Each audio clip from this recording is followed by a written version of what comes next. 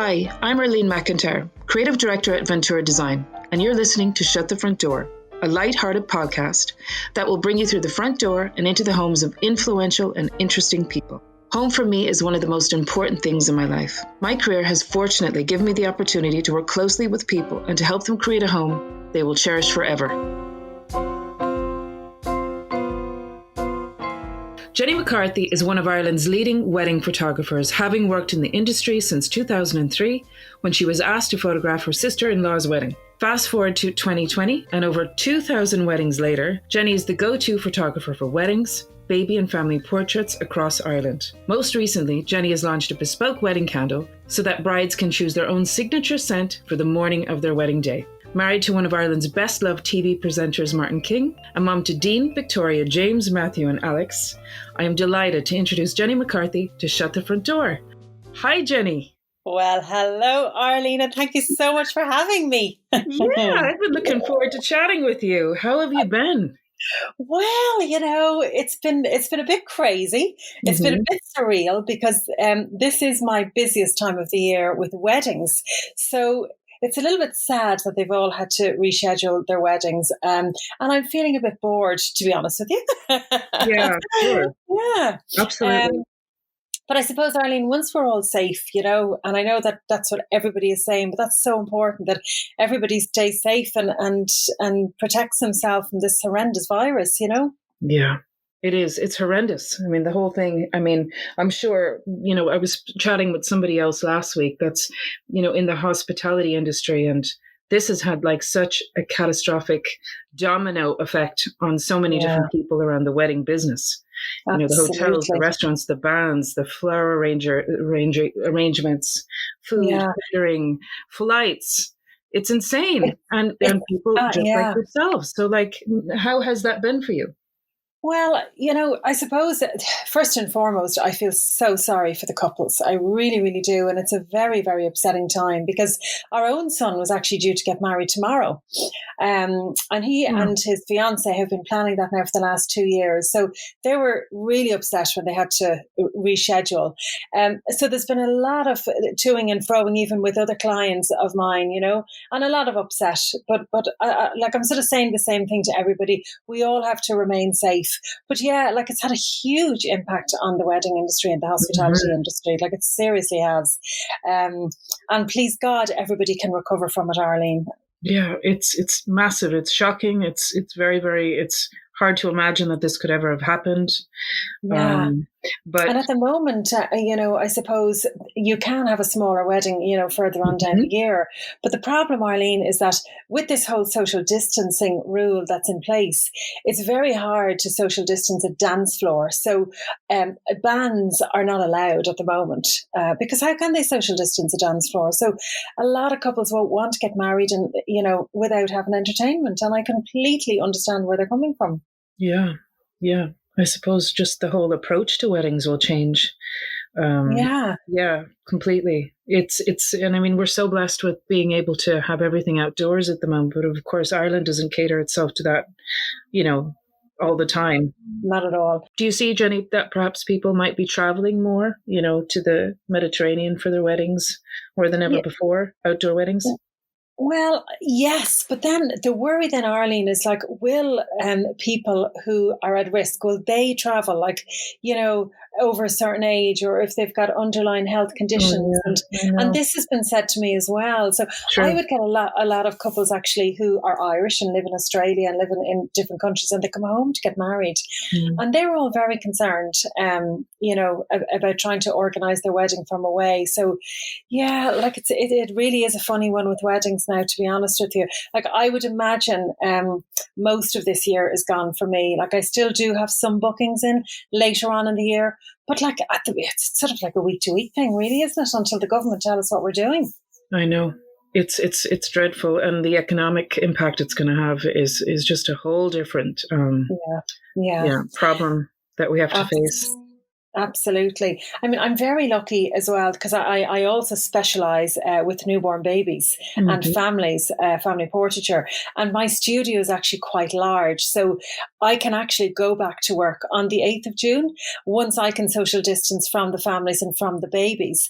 So I've had to change even the way I'm going to be photographing in my studio. So, for example, when I'm photographing a newborn baby, sure, I love nothing more, Arlene, than the cuddles, you know. I know. But I'm not going to be able to do that just going forward for the moment, anyhow. So I'll have to get parents to position the babies.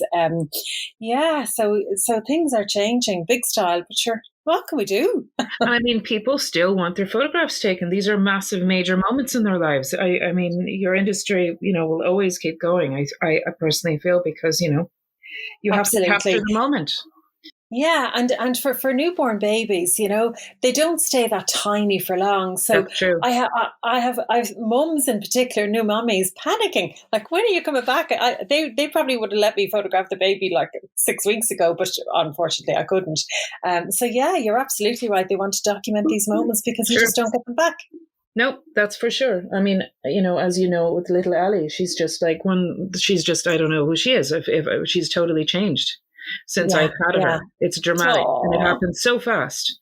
I And yeah, know. I'm really glad that I have been capturing the moments each day, but professional Yes. photographs are super special to have. Yeah, they absolutely are. And we can't underestimate that. Yeah. So Jenny, and the sunshine has been a lifesaver for us all, of course. Let's not forget that. Wow. It's been great. Thank God. I don't Thank know. I look like I've been away actually at the moment. I bet you have. You always have a lovely color. So you have been, I see Martin is still working away though. Yes, Martin is still, thank God there's some sort Yeah. of a routine going on in the house, because I think we'd probably murder each other if we were here 24/7 cooped up. Although it has changed a little bit, Arlene, in that his production meeting that would have happened over at Virgin Media happens now in the mornings at our kitchen table at 11 o'clock every day. So they chat about what's coming up on the show, and he still gets to go over and he does his weather, and he will do the 6 o'clock show with Merwin, the lovely Merwin. And he also works on Q and a 2 on a Saturday. So that's now, that goes live from our box room on a Saturday. So all very interesting. But yeah, some sort of a routine for Martin, thank God. Yeah, that's good. Yeah, but I just feel like things are, we're getting into a better place now, a safer place. And Yes. everyone's feeling a lot more positive. And it's been such a sad time for so many. And Yes, I just think we're all yeah. yearning to get back into a kind of more productive, happier, normal space as soon as possible. Yeah.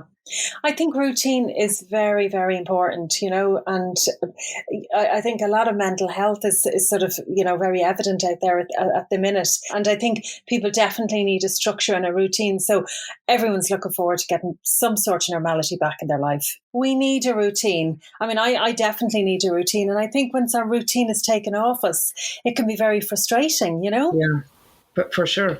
No, definitely. And just that feeling of feeling productive, that break away from home.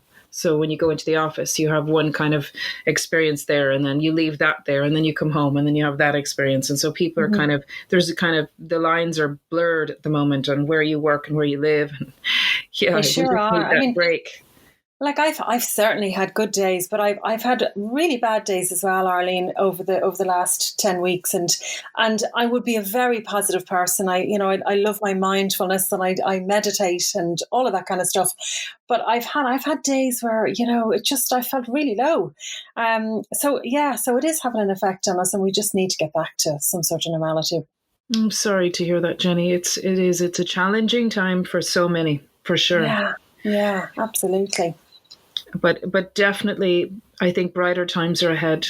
100%. Yeah, they really are. They better be. They bloody better be, exactly.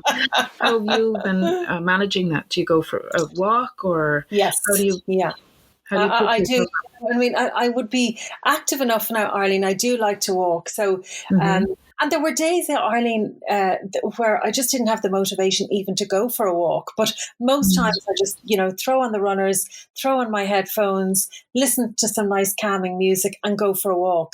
Because, there's nothing we can do about this situation. We just all have to try and pull together and get through it. So trying to stay positive and trying to lift myself with, and doing things that, that I like to do, like, sort of sitting down, meditating, like I said, listening to some soft music and just, realizing that tomorrow is another day and giving myself a break. And not being so hard on myself, because I'd be quite hard on myself. I'd be very fussy. I'm my own worst critic. But at the moment, having to give myself a little break, and I don't think there's anything wrong with that. No, not at all. Just be kind to yourself and take one day at a time. And Absolutely. all those things are easier said than done, but there are definitely, happier times ahead. There sure are. And I think, social media is amazing. And I love my Instagram page. But I think just for some people, when they look at social media, we have to remind ourselves that, social media isn't always true. Those happy, fabulous pictures of people on social media, they're having bad days too. And we all need to know that. Yeah, for sure. And then the other flip side of that is, a lot of people probably might be feeling exactly like yourself, but they would rather put the best sunny side out. And that's not a bad thing. It's not like they're being false. It's just that why not show the glass half full rather than half empty to inspire others to feel better. Yes. And I always see it from that point of view, not that they're particularly being, false as a lot of people would say. So, each to their own, and put the best foot forward and be positive and all those things. 100%. So tell me a little bit, if you can, share with me your first childhood memories of home. Yeah, well, I'm born and bred in Ballantyre, and I didn't fall too far from the tree because we live in Rathfarnham now. I am one of 4 children, and my mother and father, and unfortunately, my father died the day before my 17th birthday, so we were all quite young when he passed away. But he was a builder's labourer, and so was my granddad. So my granddad had a house in Ballantyre, an old house in Ballantyre, on Ballantyre Avenue, and my dad decided then to build our house on the back of his house. So we actually grew up with our granny and granddad living in the front part of our house, and we had our own separate house on the back. And we had quite a long driveway, and we had a nice area to play out the back. And Ballantyre was where I was born and bred. My earliest childhood memories would be my back garden, and we always had dogs. So my father loved Cocker Spaniel, golden Cocker Spaniel dogs. And sitting down with my golden Cocker Spaniel and petting him. That would be probably one of my earliest childhood memories of my home in Ballantyre. My mum still lives in Ballantyre to this day, and my brother now actually lives in the front of the house where my grandparents lived. So that house is still in our family, thank God. Lovely. And what was your own teenage bedroom like? And what posters did you have on your walls? Well, I was a Wham girl, you see, Arlene. So I loved Andrew Ridgeley. He was just, I loved him so much. So my teenage bedroom was covered with Wham.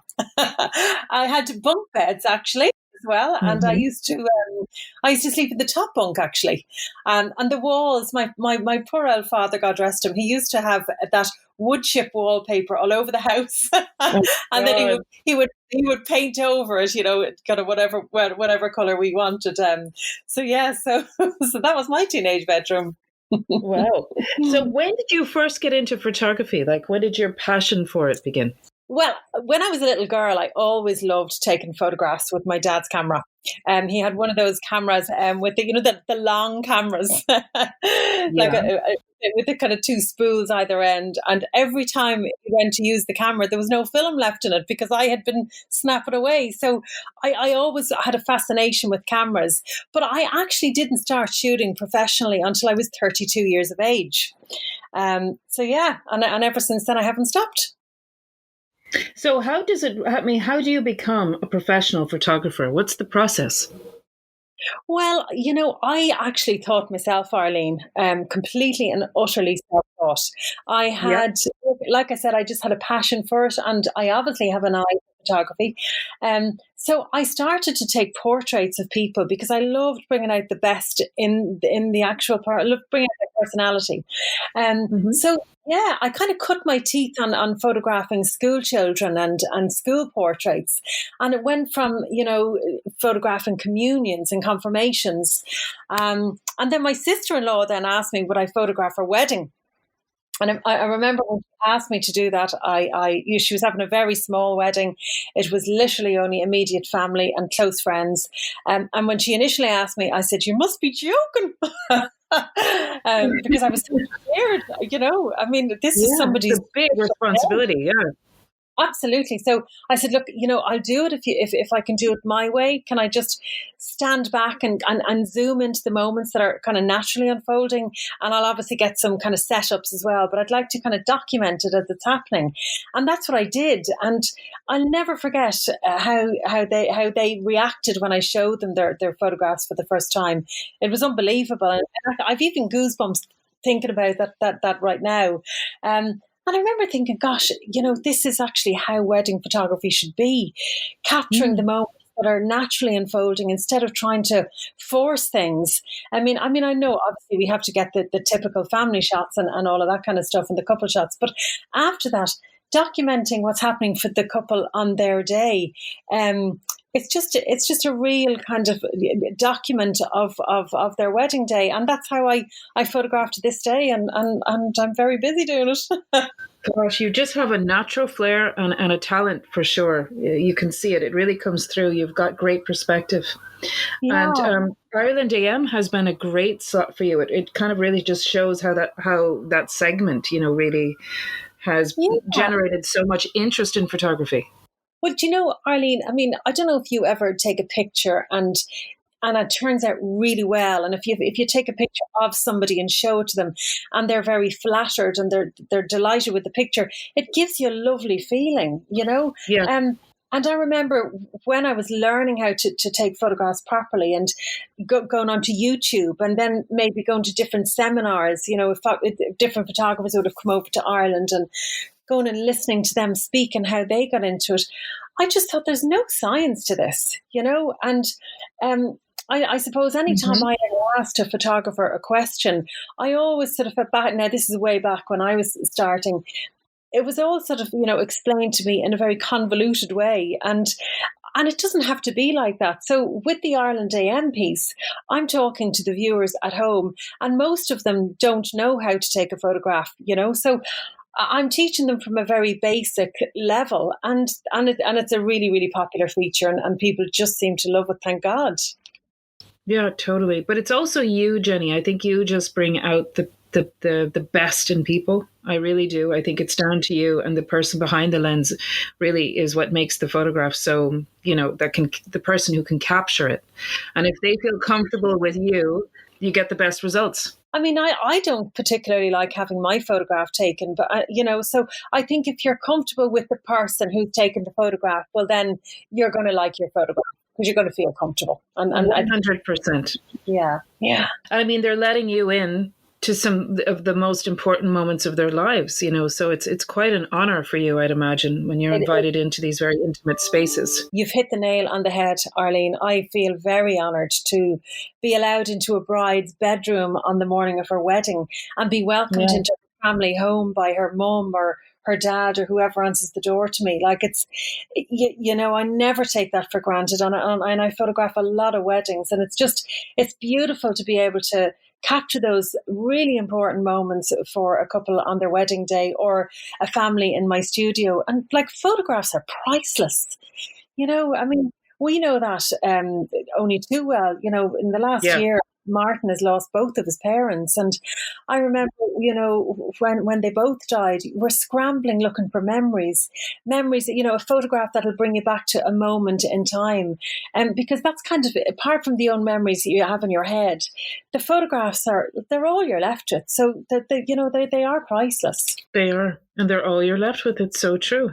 Yeah. I mean, even last night, and even over the weekend, we were eating every evening outside with family and friends. And I was saying to whoever was there, look, let's take photographs together. And some people were like, oh no, I look a mess, or my hair or whatever. And I was like, just do it. Like, this moment right now is the moment. And like in 30 years, we'll be looking back at these pictures and wondering what the hell we were even criticizing. Absolutely. Like, when I go back to volunteer and my mother takes out the bags of photographs, I love nothing more than, browsing through pictures and looking back at the state of my hair and looking back at the clothes we were wearing. What shoes was I wearing? What the hell was I thinking when I was wearing those shoes or whatever? Yeah, absolutely. Platform shoes, like it's just gas to be able to look back and see them. So no, we shouldn't really worry too much how we look at photographs, especially at the moment, Darlene. Especially at the moment, my goodness, there will be a lot of the hairdressers have never been more in demand. I think we all are just like on our hands and knees waiting for them to reopen at this point. Absolutely. Well, I don't know about you, Arlene, but I know for a fact that my roots are down around my ears now. So I need to get to my hair. Oh, gosh. I'll never take it for granted again. I know. Totally. I have a whole new appreciation for that, for my hairdresser. But like back to what you do and catching those special moments, spontaneity is super important. Mm-hmm. Obviously, to catch that moment, maybe where if the dad is walking his daughter down the aisle and they just make that eye contact, bang, you get that shot. Yeah. And those are those special kind of moments you capture. But a lot of planning must go into what you do as well. So how do you kind of strike the balance between the two? Well, I suppose because of my style of photography, Arlene, and the fact that I absolutely love people. I mean, it is my passion. That people just love chatting to people and finding out all about their lives. Not that I'm nosy, but I do love people. And I think knowing where to be when that moment is about to happen. And for me, on the morning of a wedding, when a father sees his little girl in her dress for the first time, like, that is priceless. Those important moments, even say, for example, a bride and groom in the church, when they get to see each other for the first time at the top of the altar, those little looks that they give each other during the ceremony. And thank God I have a lovely long lens that just kind of allows me just to zoom in and capture those little moments as they happen. And like, I think it's about knowing where to be when they happen and just try to be as discreet as I can, Yeah. And do you try and make yourself sort of invisible? You kind of work the room and you hope nobody sees you doing your job.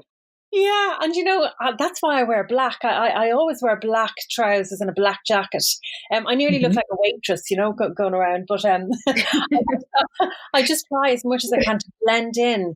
And if I could, have one of those Harry Potter invisible cloaks, I would, because I think, if you sort of position yourself in a way that people are not watching you, you'll capture much more. I mean, I love as well when the bride and groom are sitting and they're facing the altar, the congregation is behind them, all their guests are behind them, and the celebrant or the priest says something funny, just to be able to document the laughter and the reactions. Like, I love it. I miss my weddings, Arlene. Oh, look, they'll all come back, and truly.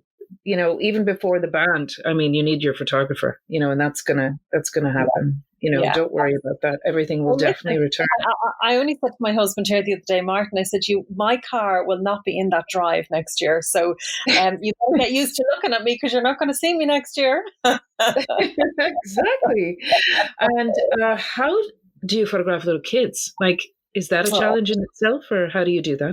Arlene, Martin and I have 5 children between us, so I'm very maternal, and I love children, and I suppose I just get down to their level, and again, it's about making them feel comfortable when they come into the studio, because they come in and the studio is quite relaxed, and there's lovely couches, and it's like a home from home.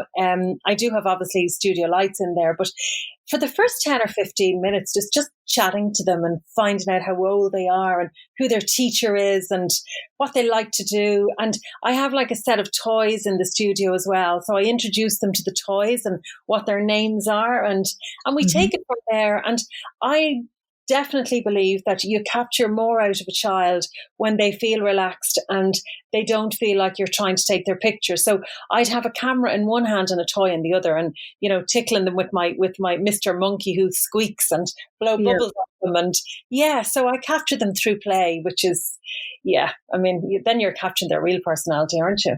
Yeah, totally. It just must be so exciting for you. I was at the most beautiful wedding just after Christmas on the 29th of December last year. Yeah. And, Brook Lodge, they have a beautiful little chapel on the grounds. And one of our designers was getting married and her little daughter was the bridesmaid, the little flower girl, rather. And she was so cute. It was such a gorgeous wedding. And just watching her, like, she would be a photographer's dream because she just lit up, in front of everyone. She was just perfect to photograph. And I was thinking, gosh, it is a nice job, really, to be involved in all of that happy energy, all the time. Well, there's so much on a wedding day, and so many different things going on, so many different people to photograph, so many personalities to bring out. And, even at a drinks reception, when people are standing around enjoying themselves, chatting away, that's when I really like to be invisible, because the bride and groom only get to speak to one or two people at a time. But there's so many other stories unfolding around their wedding. But little children on a wedding day, listen, I love nothing more. They're just adorable. They make it. Yeah. And have you ever had any wedding? Have you ever had any disasters? Any stories you can share with us? Funny kind of stories, like where it went wrong. Yeah, lots, Arlene. I've had zips burst on the back of dresses. I've had I've had guys split their trousers on a dance floor. Brilliant. Honestly, like, I've had, the classic is actually forgetting stuff. So the boys on the morning of a wedding, I nearly have to dress them, Arlene, and a lot of the times, like, there's cufflinks missing, there's a tie missing, and it's all this kind of thing. That there was that going back to that burst zip on the bride's dress, that could have been an absolute disaster. But I always have, I call it my bag of tricks in my camera bag. And, it's like a bottomless bag, to be honest with you. I have everything from plasters to antihistamines to needle and thread, deodorant. Really? I could go on. Jenny McCarthy. Yeah, comes to the rescue. I actually just got my bride to just take her dress off. She was in floods of tears. I said, listen, you need to just relax, have a glass of Prosecco, and I'm going to do my best stitching job now, and we'll sew this. And I actually, I sewed the zip as best I could. I put the dress back on her, and I sewed her into the dress. Now, God love her poor husband trying to get her out of the dress that night, but sure, look, that's his problem. Exactly. She looked great in the photographs. That's the main thing. The memories. And that's a great story for her now to share, and remember as well. Yeah, she was telling everybody about it. By the time she got to the church, like, I think half the guests knew about it who were standing outside. And I said, stop telling people about it. You could tell them tomorrow. Let it go for today, But there's lots of things that happen at weddings, and thankfully I've never had anybody stand anybody up at the altar, because I know, God forbid, that does happen at times. But the things that do happen, while the bride or the groom feel that they're major things, they're not really major things, they're all fixable. Exactly. And do you ever get emotional yourself? Do you ever get, like, I certainly get emotional when I'm at weddings, even if it's a stranger's wedding. I don't know what it is. I'm very sensitive to the energy in the space. What's it like for you? But the thing is, Marlene, I would probably be a very emotional person anyhow. And I do, like you say, I do definitely think that weddings are very emotional and very highly charged. And I have yet not to cry when a father sees his daughter in her dress for the first time.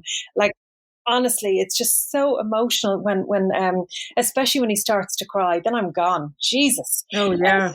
Oh God! Like, I mean, a few dads really now get upset, and I've had really sad things happen at weddings. Like, I did have one wedding, Arlene, and my bride's mum had only passed away like 3 or 4 years before the wedding. And she was quite young, And do you know what she had done, actually, Arlene? She went out. She knew she was dying. She knew she didn't have too long, and she had 3 pals. And the bride called her mum's pals, her guardian angels. And they went off and they bought different things, like, so she thought of everything, which I thought was unbelievable. So she bought like a headpiece and a garter, and different things for weddings. And I'm sure now over the years, these guardian angels will come up trumps with other things for the mother's children. But on the morning of the wedding, I had to photograph the garter and the headpiece. And in Mum's writing was, "Dear," and wrote the bride's name, "please pass this on to your sisters when you're finished with it. Lots of love, Mum."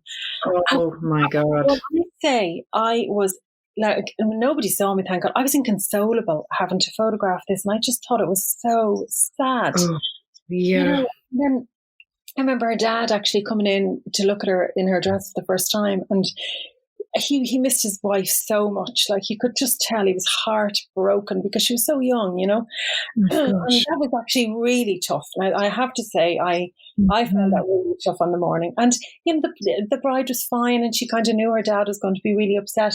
And they got over it. They'd a cry, and then they'd a giggle, and it was all fine. But I just, all day, I was looking at the dad, and every time I looked at him, I think I start crying, So you really are in the business of special moments. I mean, that's what it's about. And what's just crossing my mind is you are so lucky that you have Martin to give you the inside track on the weather as well.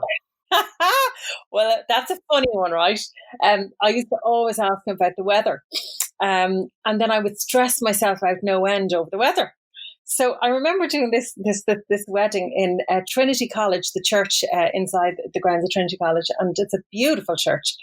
And on the morning, Martin had said to me, "It is going to be absolutely lashing. You're going to have to tell them now, bring the umbrellas today." And I was like, "Oh, Jeannie Macron, no." Anyhow, I got to the bride's house and I kind of said, "Yeah, it is going to rain. And look, don't worry about it. And, it's lucky when it rains," and all the rest of it. Well, we came out of the church, Arlene, and the sun was splitting the stones. Oh, my God. I never asked about the weather anymore after that. Don't trust the weatherman. That's hilarious. Was Martin winding you up, do you think, or was it just a fluke? The thing is, like, weather is accurate most of the time. And then something can change, So, like, it did sort of rain an hour later, but he had told me that it was going to be lashing when we came out of the church, but it wasn't the case. Yeah. Perfect. Well, then look, the bride was fine. She didn't get her hair destroyed or her dress wet or anything, so that was great. Yeah, absolutely. It was funny, though. So, it does sound funny. And what's the most glamorous wedding you've ever shot? Oh, wow. God. Well, I think weddings are glamorous anyhow. I've had some very kind of flamboyant, beautiful weddings. Suzanne Jackson comes to mind when we talk about glamour. I mean, what a glamorous girl she is. Yeah. So Suzanne had 3 wedding dresses, Arlene. 3. Oh, my goodness. Good girl.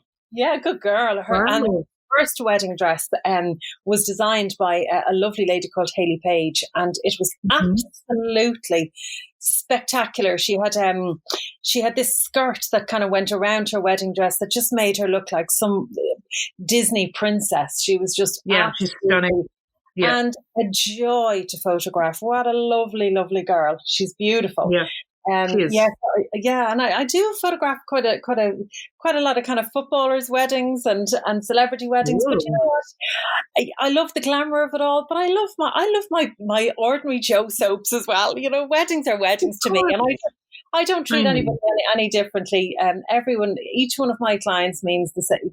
They all mean the same to me. But yeah, the glamour of it all. The glamour of it all. Hey, the glamour of it all. And are all of your weddings in Ireland? Are you nationwide, or do you travel as well? I do travel. I tend not to take on too many weddings abroad, simply because they generally happen during the summer, Arlene. And so, say for example, it's on a Friday. That means that I've got to get to the location on Thursday morning, because I've never been to that location before, and I absolutely want to do a full recce of everywhere we're going to be photographing. I especially want to see where the sun is, because I mean, if it's a sunny destination, we're looking. Yeah, it's lovely to have a sunny destination, but the sun is a nightmare at times if we don't have some sort of cover. I mean, the sun really is like. it's not flattering because it's like somebody putting a torch on your face and showing up all of those imperfections that you may have. Oh, yeah.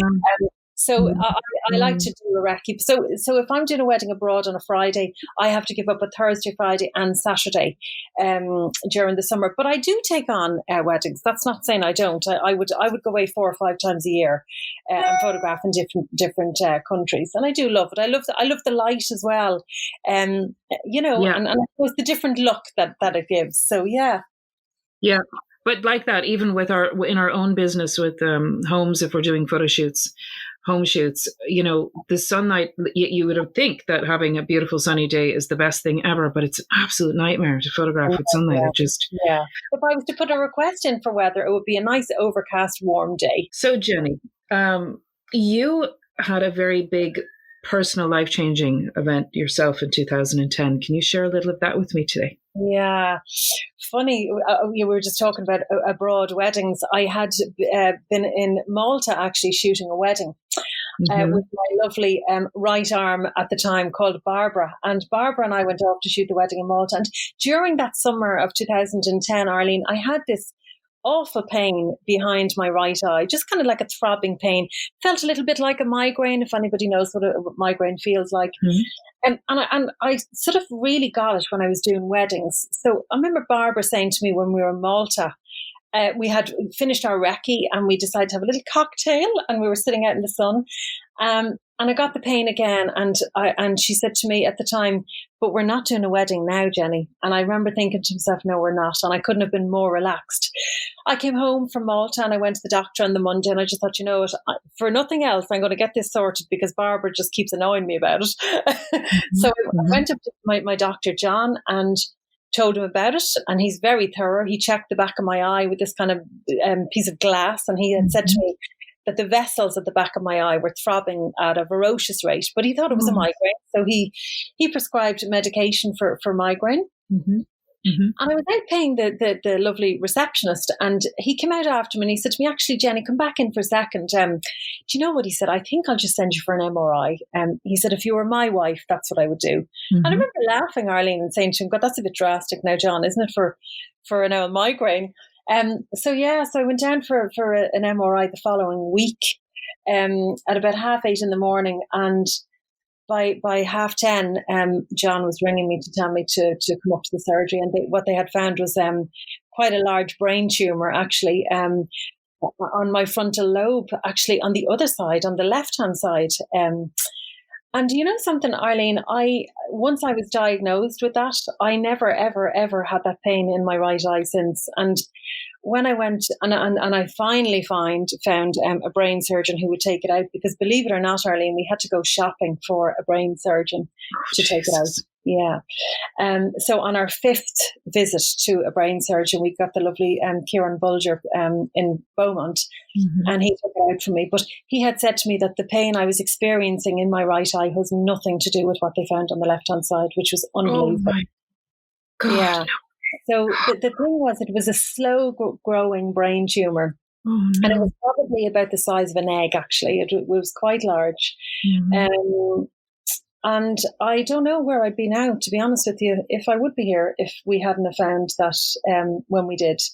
So I'm so grateful, to still be here and to have had it taken out without any, touch wood, without any that had been left there, because that was the worry. He had said to me at the time, look, it's benign, but it's big and it's on a very dodgy spot. So my hope is I'll be able to get in there and get it all and take it all out. And he did. And to me now, that's God. He's God. I thank him every day, So that was 2010 we found it, and I had it taken out in February of 2011, and Martin and I got married later on that year. So it was a weird year. It just put everything into perspective for you, no doubt. Yeah, it did, and I suppose I started to, I learned not to worry about the small stuff and to focus on what's really important. And what's important really, Arlene, is your health and once you're safe. But though, as years go on, and yes, I was through that very scary experience. Life goes on. So what was the first thing that went through your mind when you discovered what it was? What flashed through your mind? I wondered, was I going to die? That's what I thought. And I wasn't scared about that. I was worried about Martin, and I was worried about the kids. And yes. What happened that day, actually, when he called me, the secretary called me to go up to John that evening at 5:30. He'd made an appointment for me.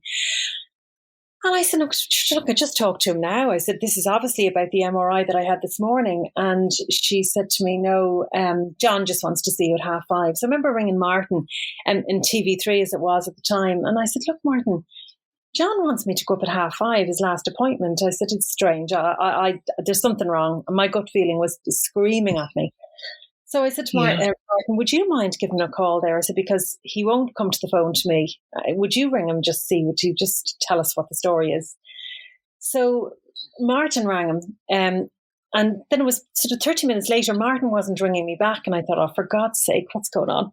So eventually I got Martin on the phone. And at the time he was on the morning show with Sybil Mulcahy. And he should have been meeting his guests at that time when I phoned him. But when I phoned him, he was outside. And I said, where are you? And he said to me, oh, I just came down for a walk. He said, I'm down at Spar. Spar is just down the road from Virgin. And I remember thinking at the time, oh, good Lord, something's wrong. Something's very, very wrong here. And what had happened was the doctor had told Martin what he had found, and Martin was really upset. So he knew all day, Arlene, and he still was able to go on the television and do his thing. But I was annoyed then because I knew everybody knew and I didn't. And I remember going back up to the doctor's surgery that evening and getting annoyed with the doctor and saying to him, like, could you not have just told me? Am I going to die here? Like, what's the story? And he said, well, do you know what, Jenny? He said, I don't know. But, he sent me to see a consultant then, and we eventually found out it was benign and that we could have it taken out. So, so I wondered, but I did worry about everybody else. I wasn't worried about me at all at the time, which is probably, I think a lot of people go through that, Yeah, of course. Yeah, you're. I would say you're the type of person that would want to make sure everyone else was comfortable and okay with that news as well. And it's just big. That was a big experience for you. Yeah, I suppose my youngest was 7 at the time, and then I was worried about all of the kids, but I was worried about the younger two finding out and worrying about it. So we didn't tell them. We just said, Mom has to go in. She has to have a little kind of spot taken off her head. So she'd be in for a few days and then she'd be back out again. So they had no idea about the enormity of the situation, So they didn't need to know, Arlene, They just didn't need to know. But so thankfully I'm good.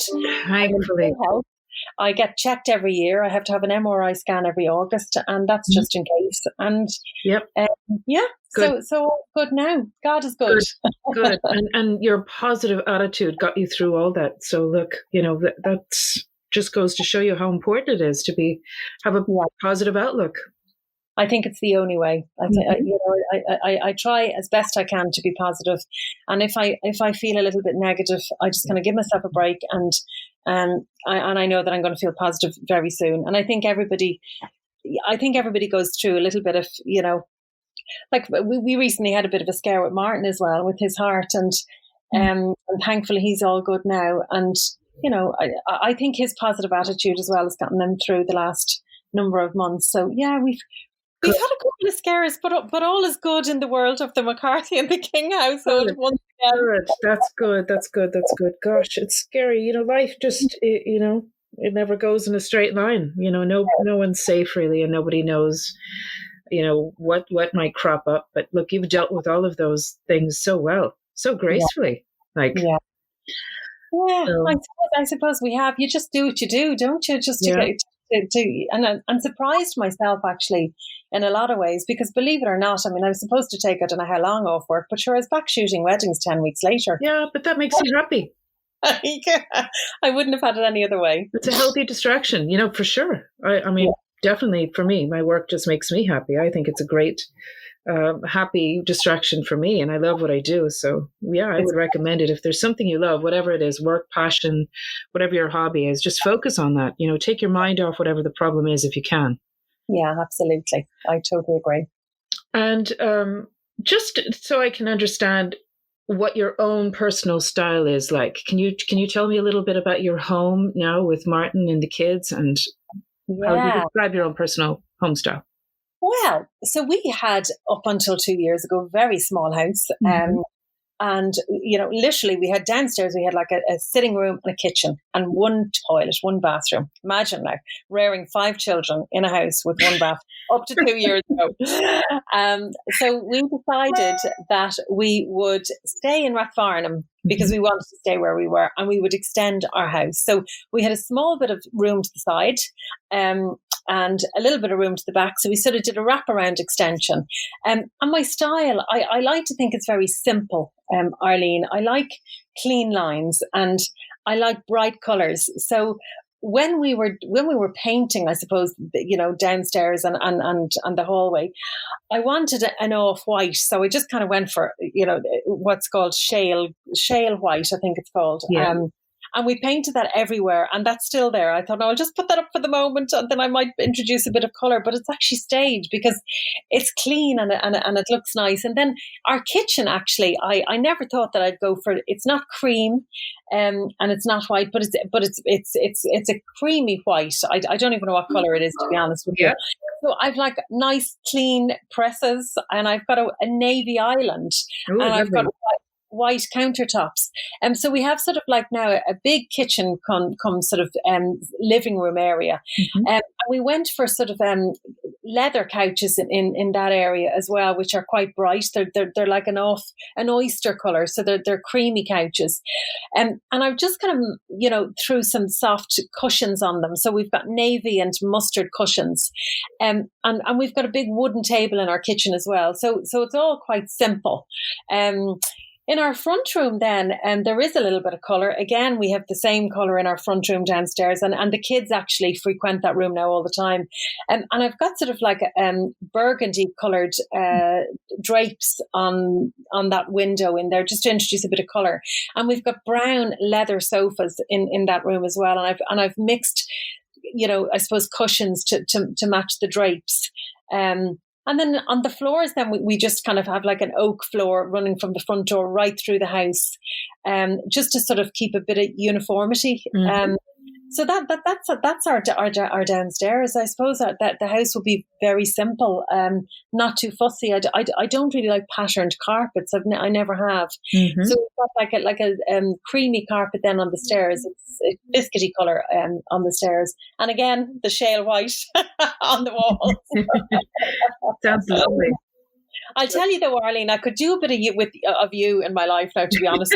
I need to introduce a bit of personality into that kitchen living room, because there's nothing really on the walls. Well, I'd say your family are the personality in your kitchen, to be honest. All your kiddies and Martin and all that. But like, hey, you're the expert. You're the photographer. I'm shocked that you don't have family photographs all over your own walls. Do you know what the problem is? In the front room, right, I have like 4 or 5 shelves on the wall, and those shelves are dedicated to framed photos from, of our parents, our children, our grandchildren, all mixed match frames, and I wouldn't have it any other way. So that's kind of the room where all the photos are in. I would love to have an updated family portrait in that kitchen living room area. But you know what the problem is, Arlene? Getting them all together at the same time. Oh, the lockdown. Everyone would have thought that during the lockdown you could get all those things done, but nope. Not a chance. Nope, because the older ones live now all over the place, and with the 5 kilometre unfortunately we can't do it at the moment. So maybe over the next few weeks we can get our new granddaughter in. Little Sophia. We've only been able to see her twice, which is such a shame. She's 7 weeks old now. So we might be able to get them all in, and I will update that family photo once and for all. Where's your favourite place in your home? Well, I think that new space now definitely has to be. I spend so much time in the kitchen cooking. And then in the evening, when the kitchen is all clean, we turn the kind of kitchen lights off and sit there watching TV. So that definitely has to be my favorite place, and my garden now. So we've a smaller garden, much smaller garden, and at the moment with the weather that we've had, we've a huge big sliding door that opens then into that area. And Martin never liked mowing the grass, Arlene, I'll be honest with you, so I got rid of all the grass. And it's just like a paved area, and it's just like another room outside. So I love that too. I love the whole sort of extension onto that area, and I'm very, very comfortable in it. I love it. I'm delighted we did it now. I don't know how we lasted for so long without it, to be honest. Yeah. And how would you describe yourself as a super organized person? No, yeah, normally I am. At the moment, no. I would be very organised normally, because my job is just so busy. Like I would work 6 days a week, so everything has to be organised at home before I head off to do a job or to spend a day in the studio. And when I come home, then the stuff that I put into place in the morning helps me then in the evening, sort of with the evening time routine. So yeah, no, I would have to be very organised. Yeah. So when you leave your studio, do you leave your work at the studio? Do you leave it at home, or do you bring it home with you? Now, I do normally leave it at the studio. However, when I'm editing weddings, so, when I've got loads of weddings to edit, I will bring that home with me. So I might do that in the evening at home.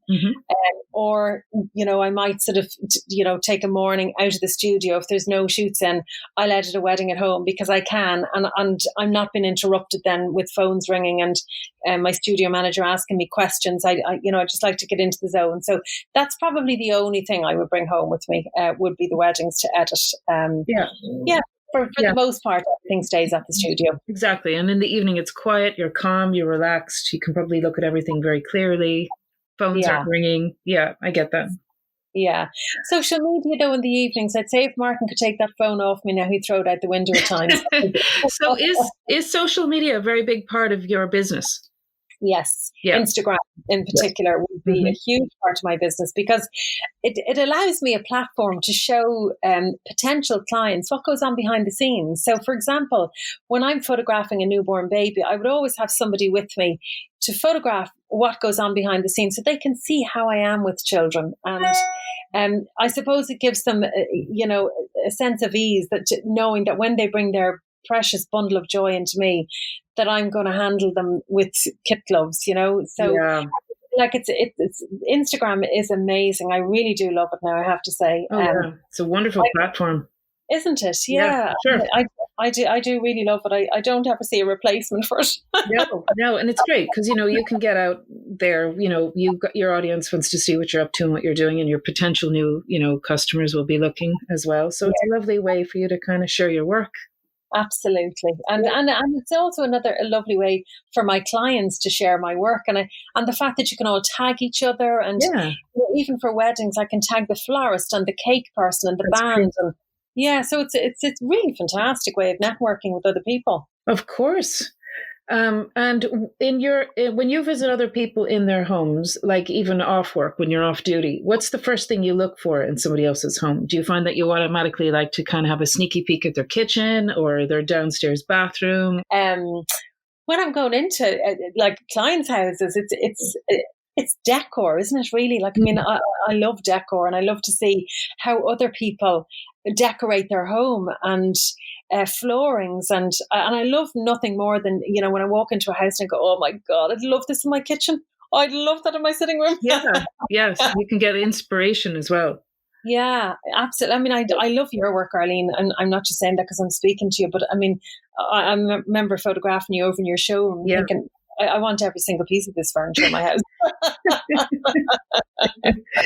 Well, that's good to hear. Tell me, what's your morning ritual? So when Jenny gets up, opens her eyes, what time is that in the morning, and how does your day begin? Well, typically I would get up at about 20 to 7 in the morning, go down and let my lovely little doggy out to the toilet, make myself a cup of tea with a sugar in it. That'll be my morning ritual. And then, if it's a school, if my youngest is in school, I'll make some lunch and then get him up and tell him to get into the shower. I'm not controlling, but I have a gang of boys here now at the moment. So, They need a poke in the morning for sure. And I would leave Alex over to school, and after I leave him to school, I might head into Marley Park for a walk with my headphones on, come back to the house, have a shower, and go to work straight away. But so in the morning time before I leave the house to drop him to school and go to Marley, I'll start preparing stuff for later on. That I might need to use later on for dinner or for whatever, and then head off to work. So that would be my morning ritual every day. Good. So you get a walk in every morning, which is really important, Jenny, for you, especially with your busy diary, and then especially after all you've been through. You need to really keep an eye on yourself. Yeah, I think exercise is really important. I know there's a lot of people that probably they wouldn't exercise, but for me, I need it. I need a little bit of headspace before I start into the day. And I think if I don't do it in the morning, Arlene, I'm definitely not going to do it later on. I wouldn't go for a walk later because I just simply don't have the time. Yeah. And the time I'm finished all my kind of duties when I come home that evening, I'm just too exhausted to put the runners on and go for a walk. So I'm better off if I do it in the morning. Yeah. And then how do you switch off in the evenings? After dinner, I sit down and watch Emmerdale. Emmerdale, great. It's so funny, Arlene, because I'm not into the telly at all. Martin will tell you that. I'd rather have the telly off. But by God, if you took Emmerdale off me, I don't know what I'd do. Really? They're like part of your family now. You know all the plot lines, all the characters. I know them all. They're all my friends, you know? Yeah. I get that. They don't know that though, Arlene. I so get that. I tend not to watch my husband on the telly. Don't tell him that. Really? He's so great, actually. He's always in our living room every evening. I would switch him on the 6 o'clock show for sure. Wow. That's lovely. We're in the kitchen, but I might just be kind of tuning in and out, and he's always there.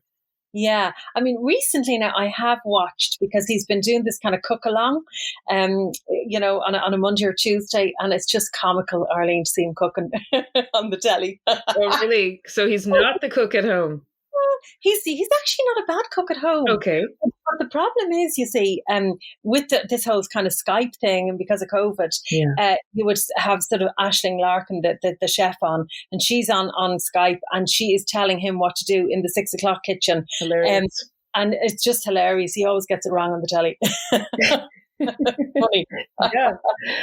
And would you describe yourself as a spiritual person?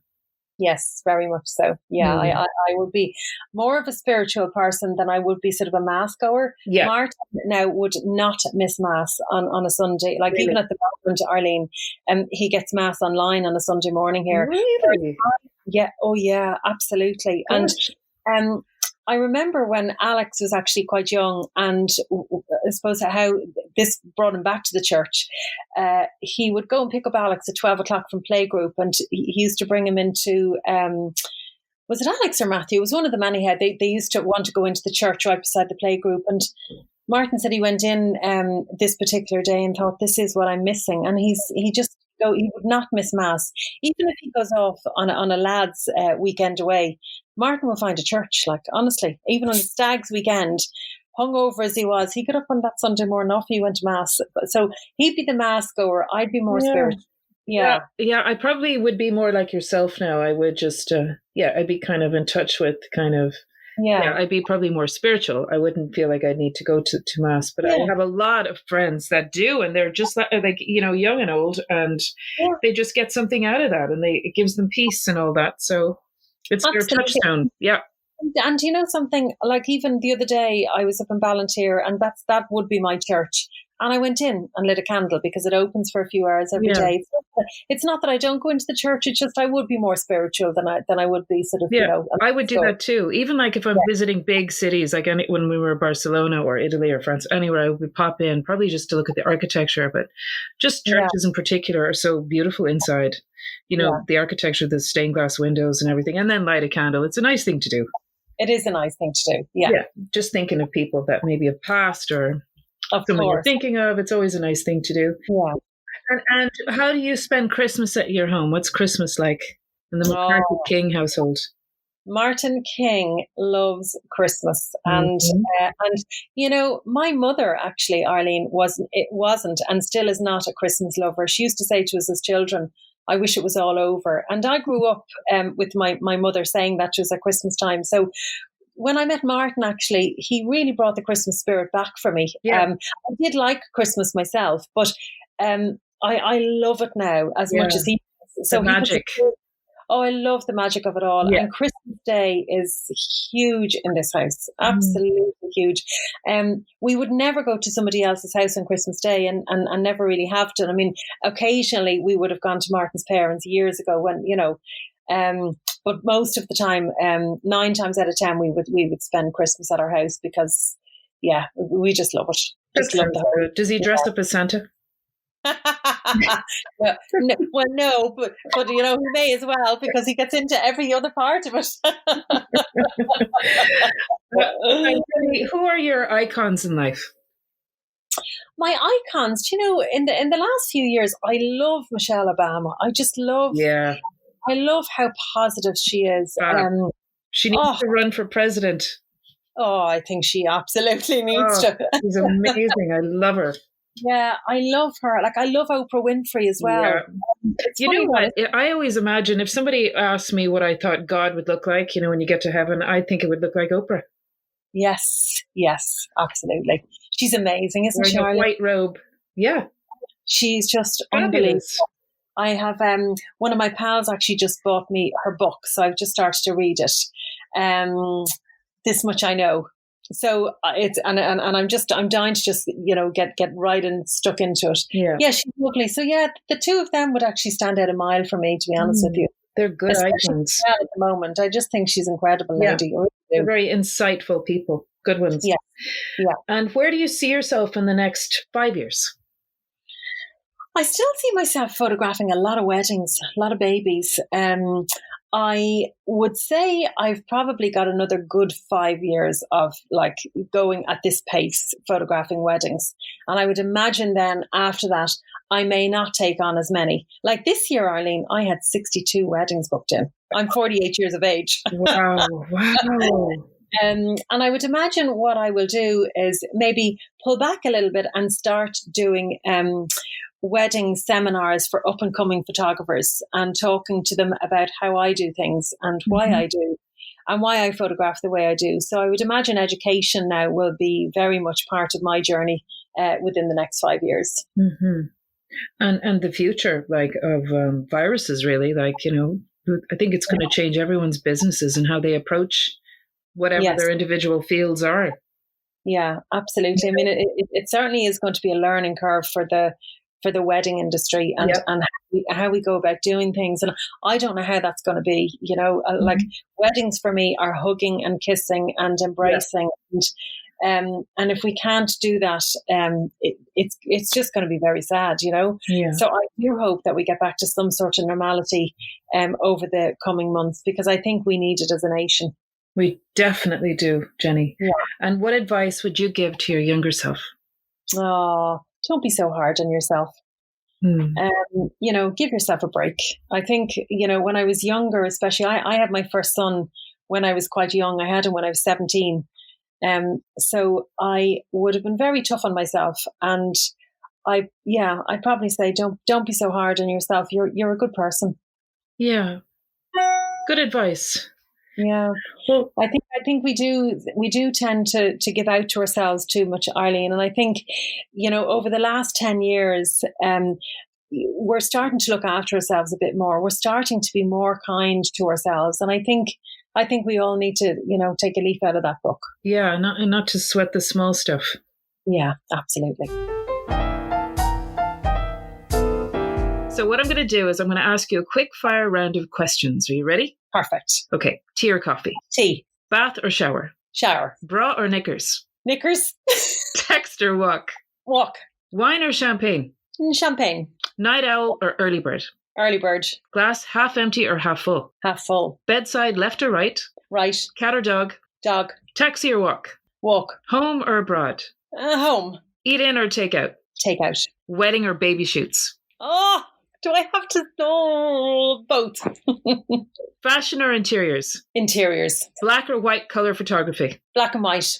Portrait or landscape? Portrait. 1 or 2 meters? 1. Locked in or locked out? Oh, locked in. And the final question, 2020 or 2021? 2021.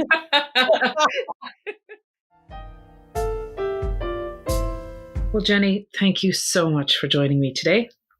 Arlene, it was lovely to talk to you. God, I didn't feel that time going by at all. At all. And I can't wait to get out to you with my little Ali. I mean, look, how many times have I tried to get out to you over the last few months? So listen, that's going to happen before the end of this year for sure. That's going to happen. So you take care and you mind yourself. And thank you for your time. You too. Thanks so much, Arlene.